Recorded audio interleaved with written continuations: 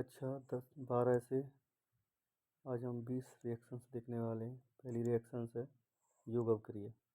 क्या दिया गया? असंतृप्त यौगिक के डबल या ट्रिपल बॉन्ड पर परमाणु जुड़ते हैं और असंतृप्त यौगिक बनता है।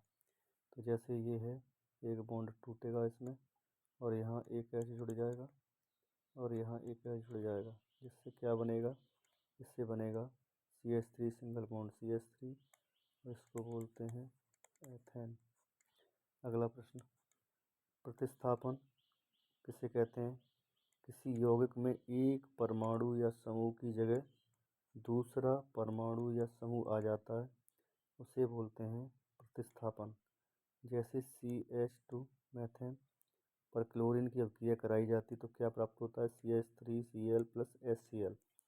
जैसे हम इसे देखना चाहें, CH3, इससे एक H लगा दिया हमने, plus Cl single bond Cl, ये यहाँ से टूटेगा, ये यहाँ से टूटेगा और ये आपस में मिल कर के HCl और ये आपस में मिल कर के क्या बना देंगे? CH3Cl, जिसे हम क्या बोलेंगे? मैथिल क्लोराइड, इसको बोलेंगे। अगला प्रश्न देखो, अगला प्रश्न क्या है? अगली अभिक्रिया है अपसारण या एलिमिनेशन रिएक्शन। अणु से छोटा अणु निकलने पर असंतृप्त यौगिक बनता है। जैसे एक है एथेनॉल, जब इससे एथेनॉल से जल को निकाल दिया जाएगा किसकी उपस्थिति में? H2SO concentrate H2SO4। अगर कहा जाए कि जब हम एथेनॉल की क्रिया कंसनट्रेट H2SO4 से कराते हैं तो हमें C2H4 और H2O प्राप्त होता है। C2H4 को बोलेंगे, क्या बोलेंगे? एथीन। अगला प्रश्न है ऑक्सीकरण। अगला प्रश्न क्या है? Oxidation reaction. ऑक्सीकरण में श्वसन जुड़ना, ऑक्सीकरण में ऑक्सीजन का जुड़ना और हाइड्रोजन का निकलना ही ऑक्सीकरण कहलाता है। जैसे CH3CH2OH, इसको बोलेंगे एथेनॉल, और जब इससे K2Cr2O7 के साथ क्रिया कराई जाती है तो यहाँ प्राप्त होता है CH3CHO, इसको बोलेंगे एसीटैल्डिहाइड। इसका नाम है। अगली रिएक्शन है अपचयन। अपचयन में क्या होता है? हाइड्रोजन का जोड़ना और ऑक्सीजन का निकलना ही अपचयन कहलाता है। एग्जाम्पल में एसीटैल्डिहाइड की क्रिया NaBH4 से कराई जाती है। जैसी क्रिया कराई जाती है तो क्या यहाँ बनता है? अपोजिट बन जाता है, इसको बोलते हैं एथेनॉल। ठीक है। अगली अभिक्रिया है हाइड्रोजनीकरण। इसमें बताया जाता है कि एल्कीन और एल्काइन में हाइड्रोजन जुड़कर एल्केन बनाता है। जैसे एग्जाम्पल में ये एथीन है, इस पर हाइड्रोजन की क्रिया कराई जा रही है तो यहाँ एक एक H जुड़ जाएगा और ये क्या बन जाएगा? एल्केन, जिसे हम बोलेंगे एथेन। चाहे तो एक बॉन्ड टूटेगा और यहाँ एक H जुड़ जाएगा और यहाँ एक H जुड़ जाएगा। अगला प्रश्न देखिए, अगली अभिक्रिया क्या कहा गया है? हेलोजनीकरण। हेलोजनीकरण में हेलोजन से संबंधित, जैसे Bri हेलोजन तत्व FCl, इनमें से कोई जुड़ सकता है। तो हेलोजन तत्व कौन से होते हैं? क्लोरीन, ब्रोमीन अच्छा जुड़ना माना जाता है। तो इसका एग्जाम्पल एथीन पर अगर ब्रोमीन की अभिक्रिया कराई जाए तो एक Br यहाँ जुड़ जाएगा तो एक Br यहाँ जुड़ जाएगा और ये बन जाएगा CH2Br। तो क्या बोलेंगे? नंबर 1 और नंबर 2। अब इसको लिखेंगे तो 1,2 डाई ब्रोमो और 2 कार्बन है तो क्या बोलेंगे? एथेन। ठीक है। जैसे अगला प्रश्न है, अगली रिएक्शन है मार्कोनिकॉफ नियम। इसमें क्या होता है, HX का H उस कार्बन पर जुड़ता है जिस पर पहले से अधिक H हो। कहने का मतलब ये जब टूटेगा तो ये प्लस और ये माइनस, ये वहाँ जाएगा जहाँ पहले से H की संख्या, यहाँ ये टूटा तो H की संख्या कहाँ ज़्यादा है, यहाँ, तो Br कहाँ जुड़ेगा, यहाँ। कहने का मतलब H प्लस H वहीं जुड़ेगा जहाँ हाइड्रोजन की संख्या अधिक है। तो ये देखो बना CH3 CH2Br और CH3। नंबरिंग कर सकते 1 2 3। तो क्या बोलेंगे, 2 ब्रोमो, 1 2 3 3 कार्बन है तो 3 के लिए क्या बोलते हैं, प्रोपेन। अगला अगली रिएक्शंस कौन सी है, एंटी मार्कोनिकॉफ। एंटी मार्कोनिकॉफ में क्या होता है, परऑक्साइड इफेक्ट लगता है। परऑक्साइड की उपस्थिति में HBr विपरीत क्रम में जुड़ता है। कहने का मतलब H जो होगा वो वहाँ जुड़ेगा जहाँ H की संख्या कम हो, H की संख्या कम हो।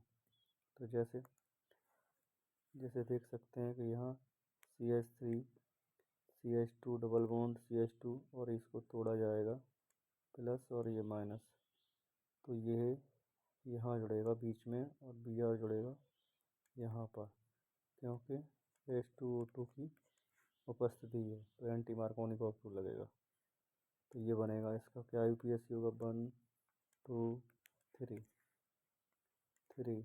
तो क्या हो जाएगा, 1 ब्रोमो, 3 के लिए क्या होता है, 3 के लिए क्या होता है, प्रोपेन।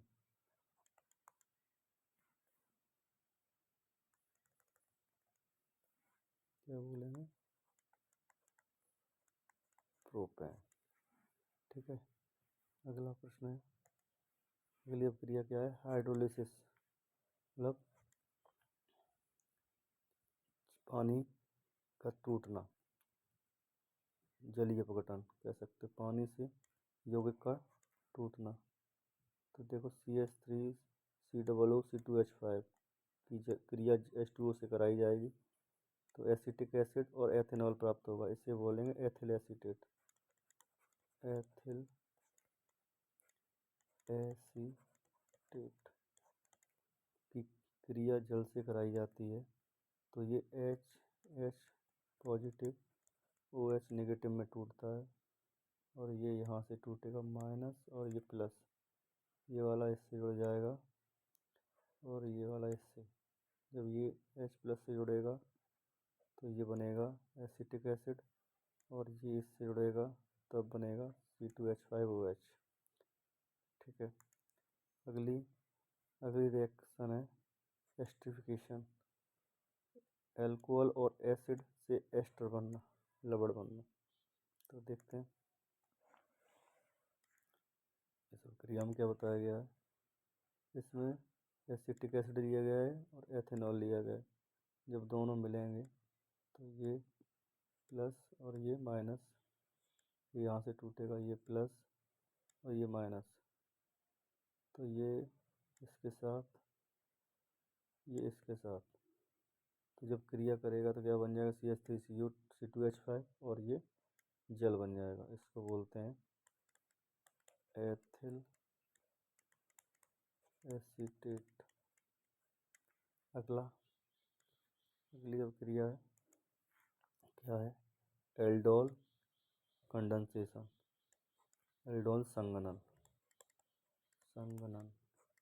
ठीक, इसमें क्या होता है, अल्फा H वाले एल्डिहाइड आपस में मिलकर के बीटा हाइड्रोक्सी एल्डिहाइड बनाते हैं। जैसे एक एग्जांपल ले लेते हैं CH3CHO।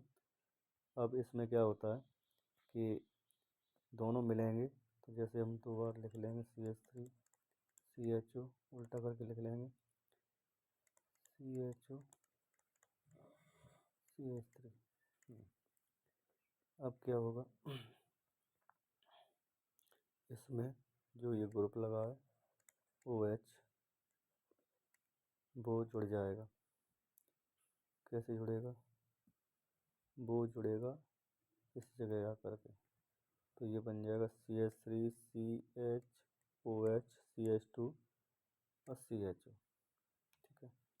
कैनिजारो क्रिया, इसमें क्या है, जिस एल्डिहाइड में अल्फा H नहीं होता है वो एल्कोहल और एसिड देता है, जैसे SCHO, इसमें कोई अल्फा H नहीं है। अगर देखा जाए तो CHOH यहाँ लगा दो, H यहाँ लगा दो, अच्छा, तो नो अल्फा H, इसमें अल्फा H नहीं है, इसलिए फॉर्मिक दो एल्डिहाइड लेंगे, वो भी कौन से, फॉर्मेल्डिहाइड, और ये आपस में मिलकर के एक तो फॉर्मिक एसिड में बन जाएगा, एक का ऑक्सीडेशन हो जाएगा और एक का हो जाएगा अपचयन। तो एक बन जाएगा फॉर्मिक फॉर्मिक एसिड और एक बन जाएगा मैथिनॉल। ठीक है। अगला देखो,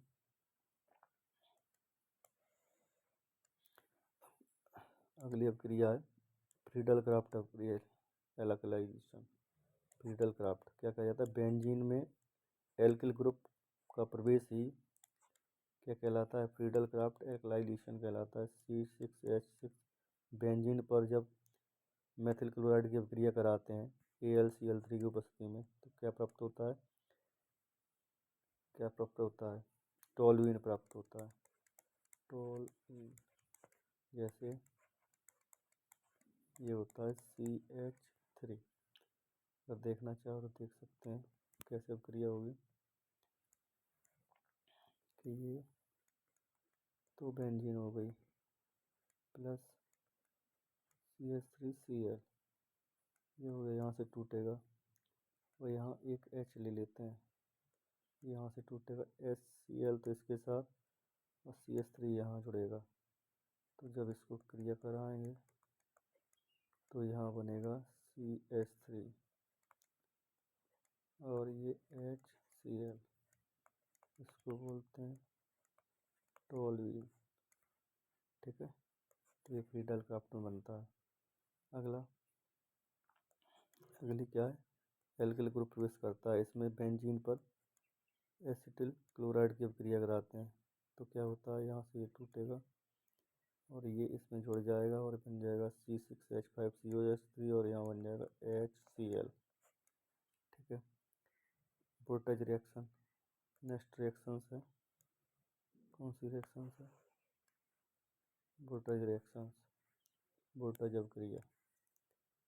वोल्टेज अभिक्रिया, दो एल्किल एल्डिहाइड मिलकर के बड़ा एल्केन बनाते हैं, जैसे CH3Cl plus CH3Cl plus Na, जैसे क्रिया कराएंगे 2Na ले लेंगे, ये यहाँ से CH3 CH से जुड़ जाएगा, क्या हो जाएगा, CH3 प्लस 2NaCl, ये है वोल्टेज अभिक्रिया। अगली है ग्रिगनार्ड अभिक्रिया, इसमें क्या लेते हैं, RMgX, X की जगह Cl Br कुछ भी ले सकते हैं, ग्रिगनार्ड अभिक्रिया कहलाता है।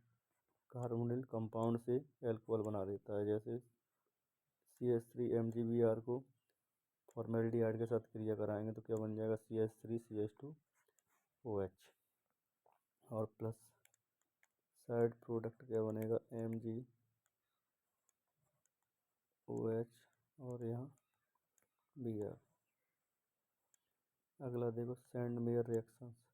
सैंडमेयर रिएक्शंस में क्या बताया जाता है, सैंडमेयर रिएक्शंस, डाइएजोनियम सॉल्ट से हेलो या साइनाइड बनते हैं, जैसे ये है C6H5N2Cl डाइएजोनियम लवर, इसमें क्या होता है, कॉपर का पाउडर डालते हैं, तो ये क्या होता है, जैसे ये N2Cl, तो जैसे ही क्रिया कराई जाती है कॉपर से तो N2 निकल जाती है और यहाँ बचता है क्लोरो बेंजीन। अगला प्रश्न देखो,